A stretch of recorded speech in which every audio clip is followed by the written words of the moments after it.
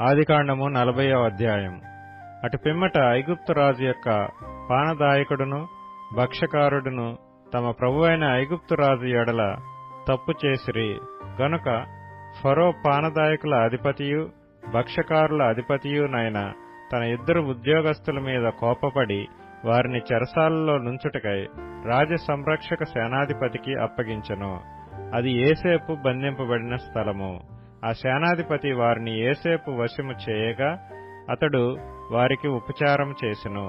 వారు కొన్ని దినములు కావలిలో నుండిన తరువాత వారిద్దరూ అనగా చెరసాలలో బంధింపబడిన ఐగుప్తురాజు యొక్క పానదాయకుడును భక్ష్యకారుడును ఒకటే రాత్రి యందు కలలు కనిరి.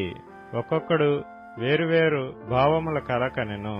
తెల్లవారినప్పుడు యోసేపు వారి యొద్దకు వచ్చి వారిని చూడగా వారు చింతాక్రాంతులై ఉండిరి.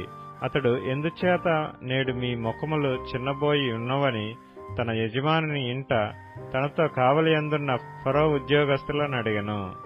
అందుకు వారు, మేము కలలు కంటిమి, వాటి భావము చెప్పగలవారెవరనూ లేరని అతనితో ననగా, యోసేపు వారిని చూచి, భావములు చెప్పుట దేవుని అధీనమే గదా, మీరు దయచేసి ఆ కలలు నాకు వివరించి చెప్పుడనెను.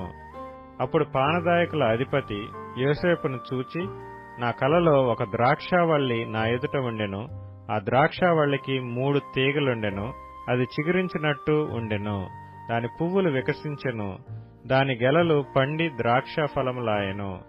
మరియు ఫరో గిన్నె నా చేతిలో ఉండెను. ఆ ద్రాక్ష ఫలములు నేను పట్టుకొని ఫరో గిన్నెలో వాటిని పిండి ఆ గిన్నె ఫరో చేతికిచ్చితునని తన కలను అతనితో వివరించి చెప్పెను. అప్పుడు యోసేపు, దాని భావమిదే, ఆ 3 తీగలు 3 దినములు, ఇంకా 3 దినములలోగా ఫరో నీ తలను పైకెత్తి నీ ఉద్యోగము నీకు మరలా ఇప్పించును. నీవు అతనికి పానదాయకుడివై ఉన్న వాటి మర్యాద చొప్పున ఫరో గిన్నెను అతని చేతికి అప్పగించెదవు. కాబట్టి నీవు క్షేమం కలిగినప్పుడు నన్ను జ్ఞాపకం చేసుకుని నాయందు కరుణించి ఫరోతో నన్ను గూర్చి మాట్లాడి ఈ ఇంటిలో నుండి నన్ను బయటకు రప్పించుము.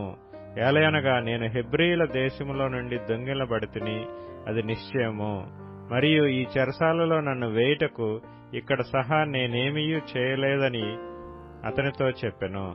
అతడు తెలిపిన భావము మంచిదని భక్ష్యకారుల అధిపతి చూచి అతనితో ఇట్లనెను, నేనును కలకంటిని, ఇదిగో తెల్లని పిండి వంటలు గల 3 గంపలు నా తల మీద ఉండెను.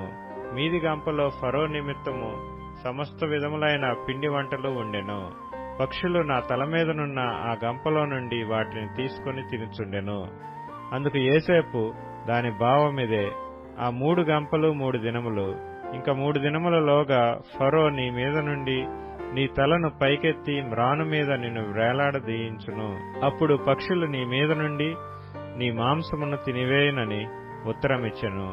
3వ దినమందు జరిగినదేమనగా, ఆ దినము ఫరో జన్మదినము గనుక అతడు తన సేవకులకందరికీ విందు చేయించి వారి నడుమ పానదాయకుల అధిపతి తలను భక్ష్యకారుల అధిపతి తలను పైకెత్తి పానదాయకుల అధిపతి ఉద్యోగం మరలా అతనికిచ్చెను. గనుక అతడు ఫరో చేతికి గిన్నెనిచ్చెను. మరియు యోసేపు వారికి తెలిపిన భావము చొప్పున భక్ష్యకారుల అధిపతిని వ్రేలాడదీయించెను. అయితే పానదాయకుల అధిపతి యోసేపును జ్ఞాపకం చేసుకొనక అతని మర్చిపోయెను.